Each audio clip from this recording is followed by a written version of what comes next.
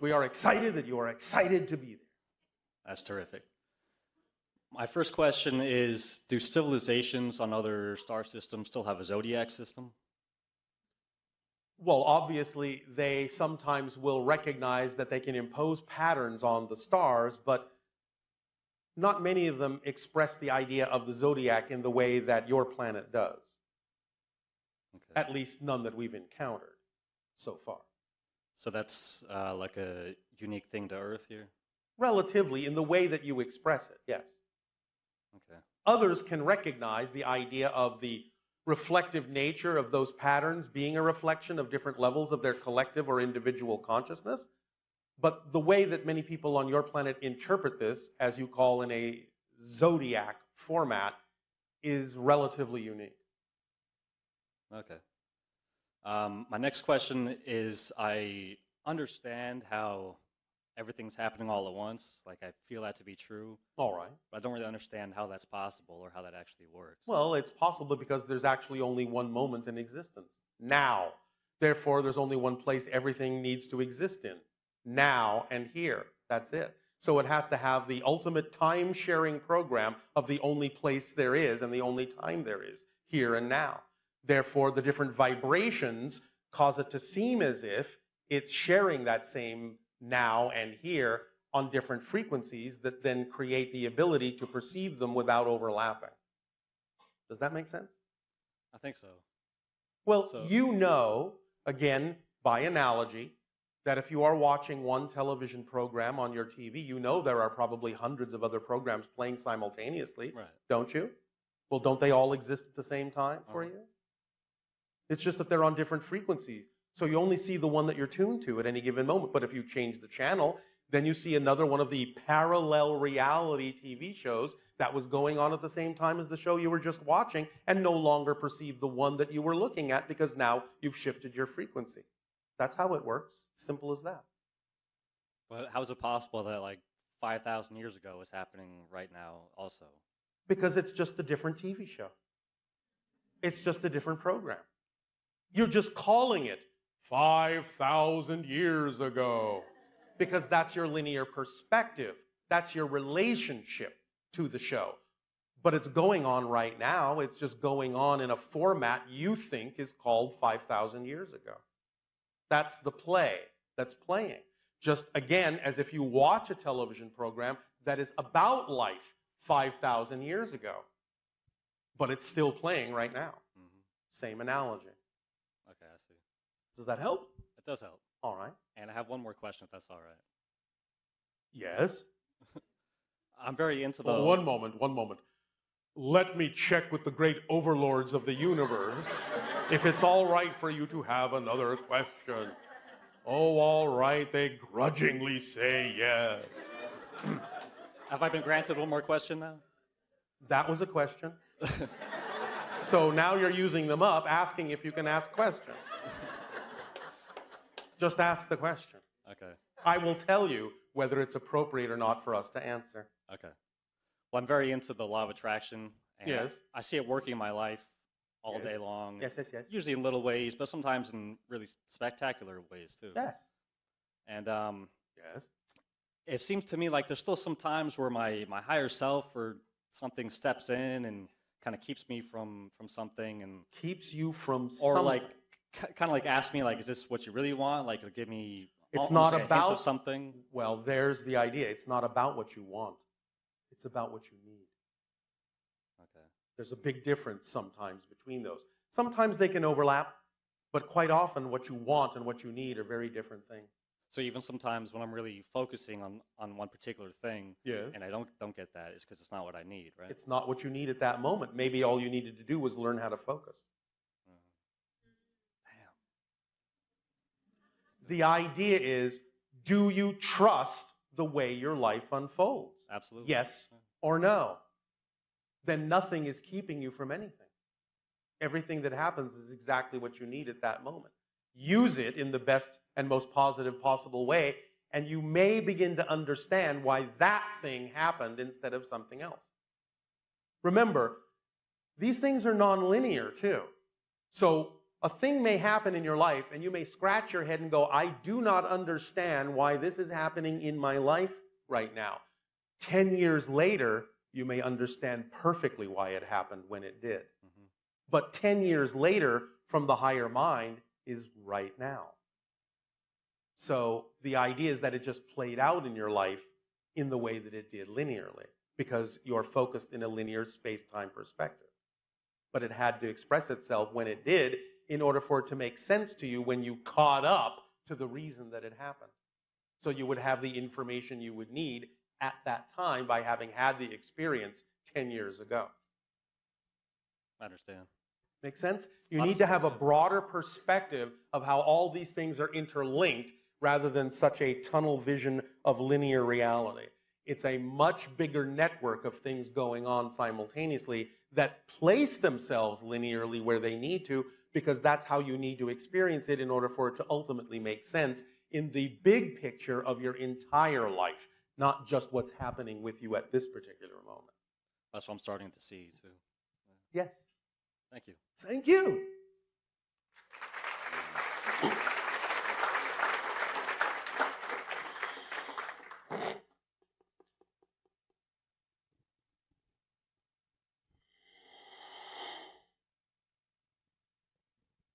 Hello, Bashar. And to you, good day. I have so many questions. So many questions. Yes. Are you sure that a lot of them aren't the same question in different clothing?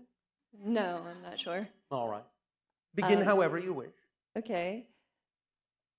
Are there any extraterrestrials that don't have any questions, or any beings, like, do plants have questions? Yes, but not in the way that you understand that concept. It's a very different expression of consciousness, and it isn't really something that you can relate to in the way that you express it as a human. But everything is conscious. Everything is self-aware in one way, shape, or form, even though it may be a very alien form of self-awareness to you. But everything, in a sense, knows, if you want to call this a question, that it is being encouraged to be more of what it is. So it is always, in a sense, seeking. There is always mystery. There's always the opportunity to expand, to grow, to change, to express more of whatever it is. So if you want to say that that might be a series of questions, well, that's an analogy that can work, but it won't be exactly how those different life forms are experiencing it. Does that make sense? Yes, it does. So consciousness is similar to a state of questioning, or? Well, in a sense, consciousness is self-awareness. It is the first reflection of all that is of itself, so it knows it is itself. So self-awareness is consciousness, and therefore it constantly expands as the reflections in a hall of mirrors continue to expand to infinity. So everything is in that state of self-reflectivity and self-expansion. Yes. Okay. Now, the structure never changes. The structure never grows. The hall of mirrors is the hall of mirrors. But the perspectives, the angles, the experiences constantly change, and that's how creation expands. But the structure of it never does. Okay. Does that make sense? Kind of, yes. Kind of. All right. Good enough. I'll have to listen to it again later. If you say so. I have a question about the physical body Yes. and how negative beliefs affect it. Well, I think you all have some experience with that, don't you? The first level would be called stress. The next level would be called disease. The next level would be called death. Where did the first negative belief come from? In the moment of the creation of existence itself, if you want to put it poetically or linearly, remember that once all that is was self-aware and became aware it is everything, then it is both positive and negative. Everything has positive and negative except the one, which is homogeneous and unaware of itself. But as soon as it became aware of itself, there is the Trinity. Positive, negative, the balance point in the center. So the idea of negative beliefs are inherent in the structure of existence itself. Make sense? Yes. How do we love ourselves if we are one? We are just, we don't have something to, How do you love yourself? yeah, I mean, what is it that's loving ourselves? You You? We and all that is. Remember, it's this and that, not this or that. okay. You have to understand that both sides, cause and effect, are actually one experience. One doesn't actually come before the other. Both are there simultaneously. So one reinforces the other. And from your linear perspective, sometimes it can seem as if one began before the other, but that's not actually mechanically the case. So all that is loving you unconditionally and allowing you as an aspect of all that is to also love yourself unconditionally. Yes? Yes. So it's all that is loving itself in all the ways it can. Okay. Does that make sense? Yes. Anything Yes. else? So our body is a dense energy field? Yes, it's kind of a crystallized spiritual energy field. Remember that you're actually in spirit right now. You never leave. That's kind of your natural state. You're just dreaming that you've left. Physical reality is just a projection of consciousness. You're playing a game, pretending that you've left the spirit realm, but you haven't. You never do. So Make sense? after the body goes away, You're just and dissolves. expanding your focus. Because it's not really accurate to say that your spirit is in your body. It's more accurate to say your body is in your spirit. So you expand your consciousness focus beyond the physical realm, and in a sense you could say the body is reabsorbed, so to speak, back into spiritual energy. Does that make sense? Yes. But it usually happens over time because body, the concept of your body, is a product of the linear space-time reality. Therefore, it follows those conditions. It follows those rules. Now, it doesn't have to. On our planet, at our point in our evolution, when we do die, our body just goes, it's just gone. Because we accelerate so rapidly into spirit. We leave nothing behind. So there's less of a change in your consciousness? There is less of a change in our consciousness, although it does expand. But we are already in our point of evolution quasi-physical, exhibiting both the qualities of physical and non-physical reality. And you do have some time. Yes, In your yes, realm. we understand the basic concept, but for us, it's much more flexible and malleable as it's becoming more so for all of you. Okay. Does that help? Yes. I have one more question. Yes. I had a dream many years ago about, I don't know if it was another planet, but I went to this place which appeared to be another planet, and all of the, there were rows of food growing, like vegetables, Yes. and everything was much more vibrant. And Yes. when I touched the vegetables, Yes. it was like they communicated with me, and they were, Yes. I had much more expanded consciousness. What you of them. experienced was future Earth. Oh. Okay. It was wonderful. Well, yes, it is. Yes. Please again remember, everything exists simultaneously. Every possible version of Earth you can imagine exists alongside the version you're experiencing right now. You never change the Earth you're on. You change yourself, and you shift to another already existing version of Earth that is already more reflective of the change you made within yourself. But the Earth that you were on a moment ago still exists. You just keep shifting through different versions of it. Each version never changes. Make sense? Yes, it does. That's how you change. Because you are passing those parallel reality concepts through your consciousness.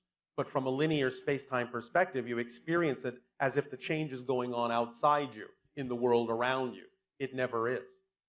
You're changing and shifting yourself to different versions of Earth that are simply more representative of the change you made within you. You're doing that billions of times per second, literally. Billions of times per second. That's what time is. Time is a side effect of your consciousness shifting through billions of versions of parallel realities every second. Otherwise, if there was no shifting, there would be no movement. Everything would be a frozen snapshot. Make sense? Yes. Yes.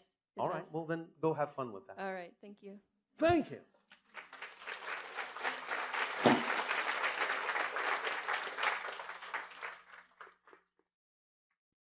Um, I didn't really have any specific questions, so I just talk about something. That's all right. You can make a statement if you wish. That's fine. So the first thing I wanted to talk about was excitement. Yes. The world is just fascinating to me. There's so many, the physical world, there's like so many different, areas and things and everything. Lately, I've become very fascinated with aviation and, flight and all of that. Can I talk a bit more about how that works? Where does that excitement come in, and um, how does that translate into, physical world? Because Well, it can translate many ways. I mean, when we talk about the idea of acting on your highest excitement, as we often say, we don't necessarily mean that you have to be jumping up and down and running around like crazy with your hair on fire. We simply mean that excitement can also be translated as a sense of balanced peace.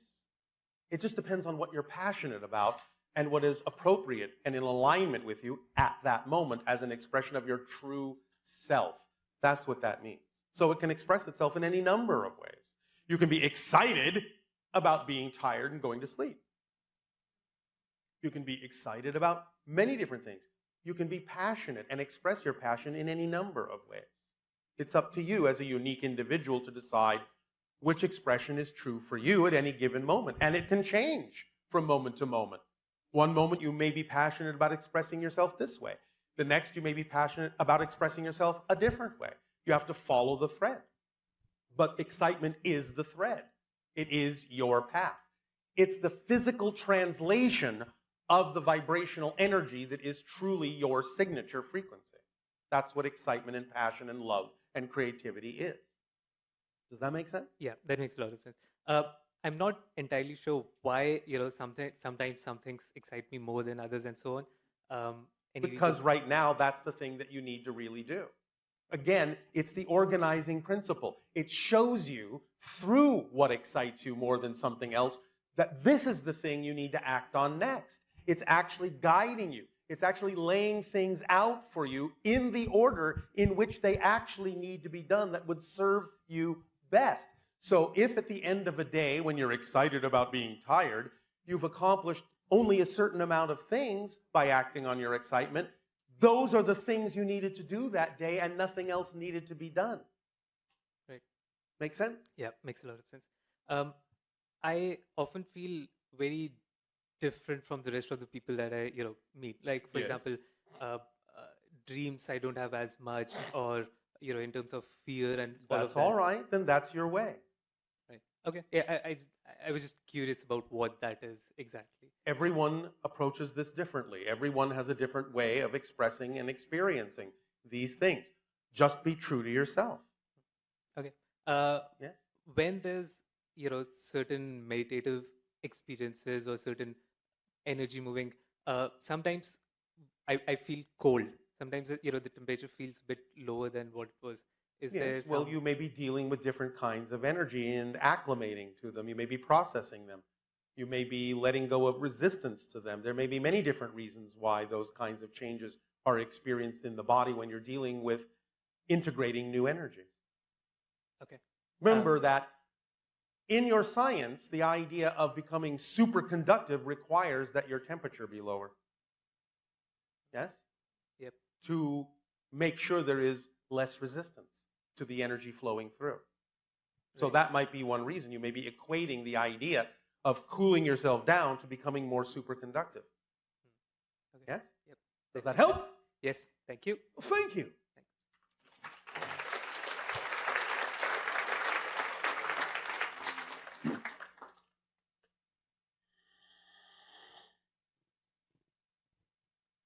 Hello. Andrew, you good day. So I have one question. So could you Speak up, speak okay, up. Could you tell me non-duality things? Non-duality. Non-duality? Yeah. Yes. Non-duality. Yes. There is only non-duality in the one. That's the only place there is non-duality. But like I said, it's not really duality, it's a trinity. There is always the balance point in the center. So when there is duality, it's actually a trinity. And the duality begins with all that is, which is the first reflection of the one of itself that knows itself as the one. We simply refer to that as all that is. So the first reflection, the first self-awareness of the one creates the idea of the trinity that expresses itself as duality and the center balance point. But the one is unaware of itself. It's unbroken.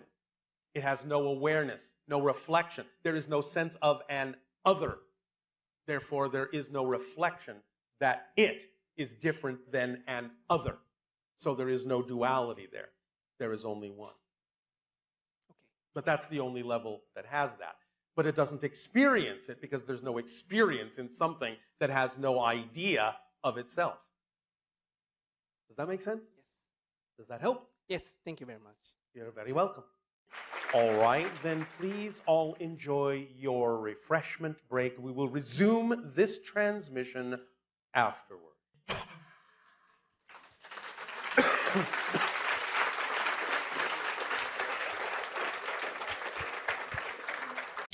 And to you, good day. Good day.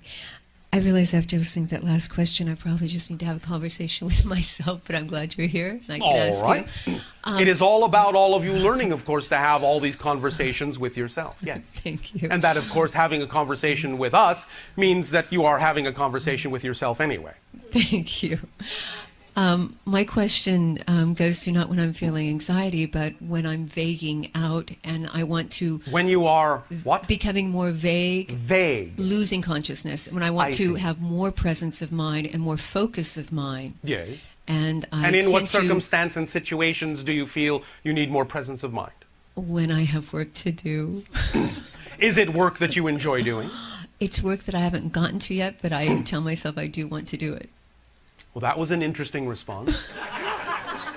You tell yourself you do want to do it. But Not I haven't... exactly, yes, that excites me. But, well, maybe I'll take it. Maybe I won't.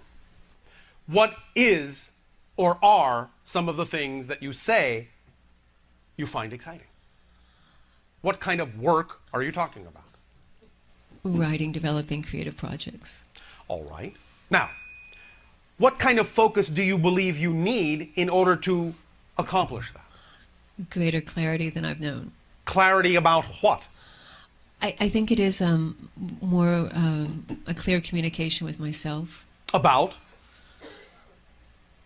What I want to create. Such as, for example, for instance, i.e., e.g. Give me a specific. A screenplay, storyline, characters. Yes. And what do you imagination, believe? I haven't had faith in my own ability, in my You imagination. don't have faith in your own ability to accomplish this? Yes, I think that's probably the bottom line. On what level do you feel you lack faith? Is it your technical ability? Is it your ability to conceive of stories or create characters? On what level do you believe you lack ability? Or all of the above? I think it's just a habit of... It's a what? Habit of... A habit? You remember our definition of a habit? Something you're not aware that you're doing. And when you're aware you're doing it? It's no longer a habit, it's a choice. Thank you. So you choose what? To be sleepy. I choose to be sleepy so I don't have to face the fact that I believe I may be a no-talent hack. Yes. Did I hit the nail on the head? Yes. All right. Who cares? So what? How many movies are created on your planet by no-talent hacks? Most. I know you don't want to be one, and I'm not being judgmental, I'm just pointing something out. All things serve a purpose. If you have an urge to tell a story, then whatever it is you believe you need to do to give yourself the talent, skills, abilities to do so, and you believe in that sense that the story must be told, will find an audience. For everyone who believes that they have a story to tell, there must by definition be an audience who needs to hear it. Otherwise, you wouldn't be inspired to tell that story. As we have said again by analogy, there are no one-sided coins. If you have the head, the tail has to be there, or there's no coin. So if you exist in your reality and you feel an urge to tell stories, there must by definition be people who want to hear the stories you have to tell, or you would be inspired to do something else. Do you understand that logic? Yes. So, don't hold back. Tell your stories the way you want to. If you feel you need training, then of course there are many classes you can take in screenwriting to improve your skill level. But tell your story. Don't hold back. You're depriving the world of your gift, the gift of you.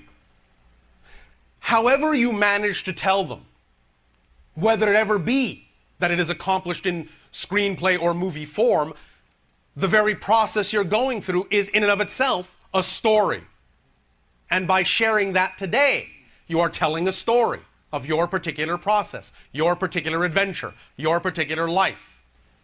But the point is if you have the urge to tell one strongly, there will be by definition someone who needs to hear it, even if it's only one person. The idea is to understand what your motivations are for doing so.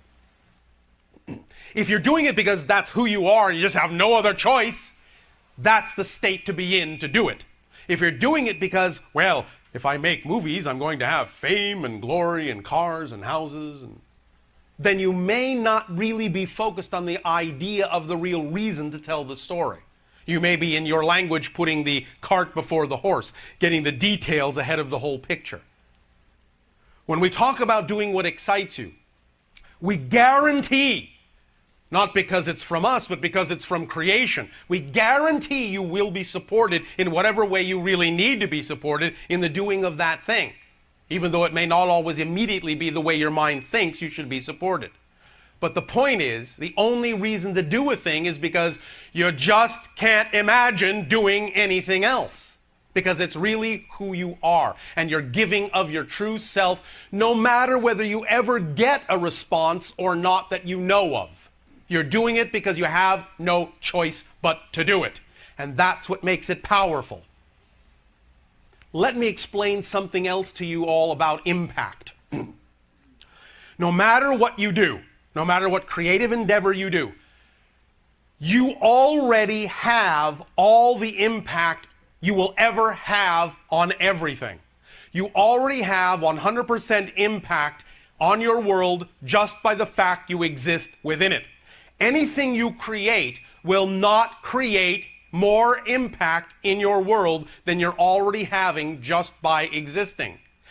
When you do the things that give you joy and creative expressions that you put out in your world, those things don't create impact. They create more ability to perceive the impact you're already having. Big difference. You don't have to worry about having an impact. You will never be able to have more impact than you already have just by the fact that you exist. And the impact you have just by existing is already 100%. You belong. You are part of creation. You have all the impact you're ever going to have on creation just because you're part of it.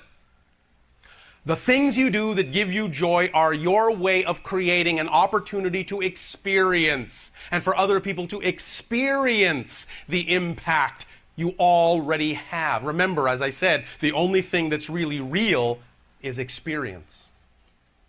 So go through the experience of writing your movies however you wish to.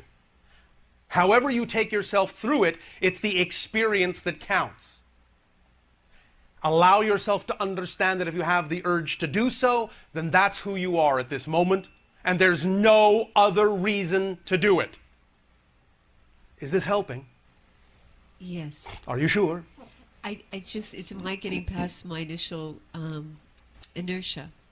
But inertia is just the product of your belief systems, of what you think is going to happen. Let me ask the question this way, and this is also a good exercise to do if you're having difficulty getting in touch with what your beliefs might be, what your fears might be. Take it to the extreme in the negative direction. And ask yourself, well, if I did follow my joy to the fullest, if I did put my passion out there, if I did take action on all the things that give me joy, what am I afraid would be the worst possible thing that might happen? Actually go in the negative direction and ask yourself, am I afraid there might be a worst possible scenario? It might be one thing or another. All right, yes, if I'm going to put myself out there, I might find that I actually am a no-talent hack. And then what would I do? But you see, that's just a belief. It's just a belief. It's not empirically true. It's just a belief. And the idea is to understand that if you have the urge, you have the urge for a reason. Now, the reason may simply be that you need to go through a process that will turn you into the person you really want to become. But that's reason enough. The idea is to drop all the other expectations and all the other reasons for why you think you should do it, and just do it because you have no choice, because it's who you are, no matter what the outcome, no matter what the consequence. And if you do it that way and approach it from that state, then it will always give you a beneficial result, even if the beneficial effect is not exactly what your mind thought it ought to be. Make sense? Yes. And that's the only reason to do anything in your life. You all have exactly the same mission, the same purpose in life. To be yourself as fully as you can, the best way you know how. That's it. That's it. That's all you have to do.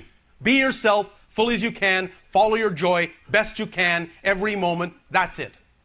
How you do that is up to you. The expressions through which you do that are not your mission in life. They're the expression of your mission to be yourself as fully as you can. That's all you have to do. Do your best. That's it. That's all you have to do.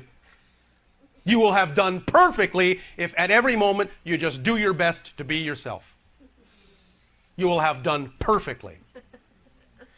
Does that make sense?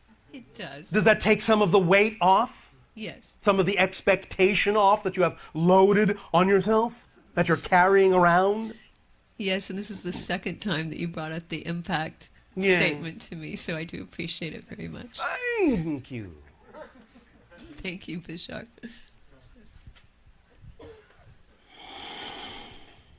I have 2 or 3 questions, if I may. Please. We will see. But first of all, what happened to hello, good day? Greetings. I'm so pleased to be Thank here. you. Good day. Keep it light. Keep it light. Remember, if you want enlightenment, just lighten up. Well, that's actually my question. Thank you. What's the next one then?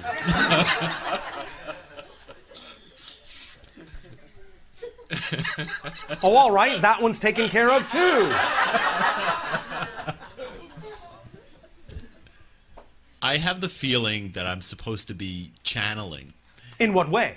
There's art, there's music, there's doing it this way, there's simply getting The in way touch with you're your guides, doing it. automatic writing. The All way right. you're doing it. Are you attracted to ideas or books or classes that would teach you techniques by which you feel you would accomplish this? Yes. Are you doing those things? I haven't yet.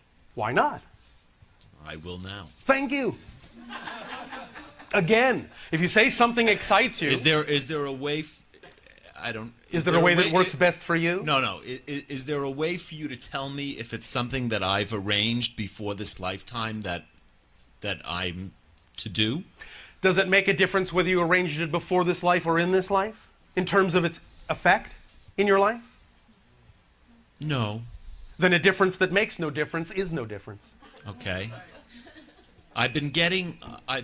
Yes, I hear you. Oh, all right. Thank you. I've been getting some Yes. What have you been getting? signs. Oh, signs. Like right now, right in Yes. front of me, I see and it hangs around me 24 hours a day, a little black dot that just follows me around. Oh, all right. And I'd like to know what that is, and is that part of, my... It's a focal point. It means focus and go in the direction of what you want to do. Take action. Do the things that you believe in your imagination are representative of giving you the abilities to do what you say excites you. Focal point. Go straight to that point. That's it. That's all you have to do. Keep moving in that direction. Follow the path of excitement. Excitement is the thread that leads to all other things that contain excitement. No matter how it looks on the surface, no matter how it appears, if it contains the highest amount of excitement out of all the things available to you to do at that moment, that's the way to go. Focal point. Focus on the thread of excitement and follow it. That's all you have to do to always be exactly where you need to be, when you need to be there, interacting with exactly whom you need to interact with at that exact moment. It's all you need to do. Follow the thread of excitement. Focal point. The electricity that sometimes appears to me and fills up the room where I'm in. Yes. Do you have any, could you give me any understanding as to what that is? Yes, well, again, understand that you all give off electromagnetic energy with every beat of your heart. You are all electromagnetheric beings in that sense. You're seeing more expansive spirit. You're understanding that the electromagnetic field encompasses, in that sense, all ideas that you contain and touches into all other ideas and connects into all other avenues in your reality. It will bring you the information you need synchronistically when you need it, and you can impart information along those lines when you need it to others. Now, I will also give you a little bit of what might be called a trade secret with regard to the idea of channeling in this fashion. Many people, when they begin to learn to channel in this fashion, be it that they're again bringing through their own higher selves or connecting to another entity, doesn't matter. The idea is that it's still the idea of, and here we go back to the electricity, it's still representative of the completion of a circuit. And when you are, let's say, in a room by yourself learning to channel, it doesn't really complete the circuit in exactly the same way as when you actually allow someone to ask a question through you. And that question opens a gate that then allows you to connect and bring the information down and out that you need to. So if you're going to practice channeling, practice it by actually doing it with people asking questions to give you the practice to open that circuit and allow the informational connection to be made through you. Yes. Does that make sense? Yes, very, very much so. Does that help? Yes, a lot. Well, thank you. Thank you so much. You are so welcome. The other thing that if I may ask you is... Oh, wait a minute. May I ask you? All right, you may. Since you ask so politely. I've been noticing a pattern in my life, and it's been going on for more than 25 years, and it has to do with suffering. Suffering. And I've done a lot of spiritual work. In what specific way are you noticing a pattern of suffering? How does it represent itself? From the moment I wake up in the morning, and Yes. I just, as soon as I become conscious, Yes. I feel an internal pain, a suffering in my moment-to-moment experience. All it's right, an all ill right. at ease. Stop. What you need to understand, as we said, is that you have chosen a certain kind of experiential path that allows you to expand and connect to the world in a way so you can be of assistance in helping the transformation. What you are experiencing is an empathic connection to the suffering in your world. You can allow yourself to have objective compassion without taking it on yourself. Correct. You understand? Yes. So, in the morning, when you go to sleep, when you wake up, when you go to sleep, allow yourself to get in touch with simply the idea of unconditional loving compassion for all the things that all the people in your world have chosen as their path, their experience, their process, including yourself, and wrap that all up in that loving compassion like a blanket, like a pair of loving arms. Wrap it all up. Take it to sleep with you, and when you wake up, allow yourself to simply burst forth with the compassion for all the things the people on your world have chosen to do as spirits in physical reality. Allow the empathy to remain, but allow it to remain in you as compassion and wonderment for the beautiful choices that everyone has made that come together to form this incredible world you have co-created together. Feel it as compassion, wonderment, awe, gratitude, and appreciation, and allow it to change the nature of exactly how you are taking it on. All right? I'm not. I hear what you're saying to me, and I'm still. I understand as far as other people are concerned, but Yes. But for myself, when I notice that I'm in this mind, it's not even a mindset. It's like like the same as my heart beating. I just Yes. feel this incredible pain, and Yes. it's within myself. And when I've asked myself why, Yes. what's the learning? I allow myself to feel the pain. I Yes. don't resist it. I go into it. Yes. I experience it. But I Yes. mean, it gets to a point where it's like enough already. But is it enough? Yes. Are you Yes. sure? Well, yes, absolutely. Let me ask you this penetrating question. Anything. How do you believe it might serve you to allow it to remain in that way? I'll rephrase it. How do you believe it might serve at all for it to remain in that way? At this point, Use your imagination. I feel I've gained all the wisdom there is to gain from it. Then it would stop. If that were true in your belief system, it would stop. Let's take what is for what is. Okay. If you're still waking up with it and you're still experiencing it, you obviously don't believe you've gotten everything out of it. So how, That's what- using your imagination, do you believe it still serves you to maintain that experience? Use your imagination.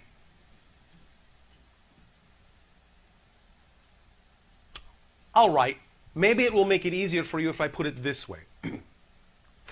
If this were not happening to you, if it were happening to someone else, how might you imagine in assisting them that they might feel it might serve them to allow that experience to continue?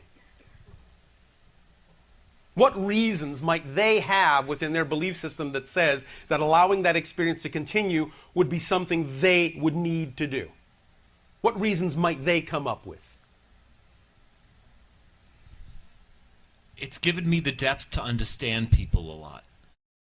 It's given me the depth to truly feel what people go through in learning and growing. Do you believe that without that particular kind of empathic link, you wouldn't have that understanding? That people wouldn't Yes. be able to relate to you? I Or believe you wouldn't be I able believe, to relate to them? I believe that if I had not gone through the suffering that I've gone through in my life, that Yes. I would not have the capacity to help other people. Then do you believe that there is still something else to learn in order to expand that capacity? That requires that you continue to feel the suffering in that way? No. Are you sure? Yes. Then stop. I know this seems to be oversimplistic. Stop. I would love to stop. Then stop. But how? It doesn't. It seems to be something that's controlling me that I'm not controlling. All right. Now again, do you understand that's not possible? No. Do you understand that when you say it seems to be something that's controlling me, that is an experiential belief based on a definition? Because nothing can really control you. Do you understand that?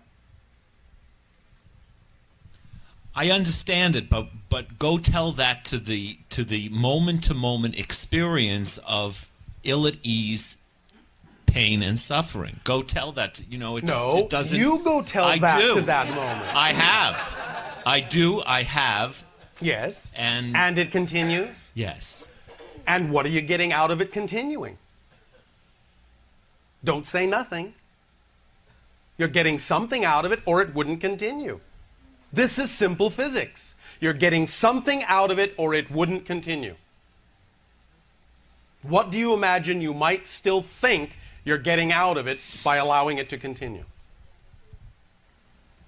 Sounds like you're getting some help. You say you wish to channel. I'm deeply asking myself right now. All right, one moment. There is. One moment. You say you wish to channel, yes? Yes. Now's your opportunity. Now's your opportunity. You have given yourself a quandary, conundrum, dilemma that seems unsolvable. Why? To push yourself into a corner and to break through to another level. This is what we call the watermelon seed analogy. And to some degree, that's also what the little dot's all about. Watermelon seed analogy. What does that mean, Bashar? I'll tell you, thank you.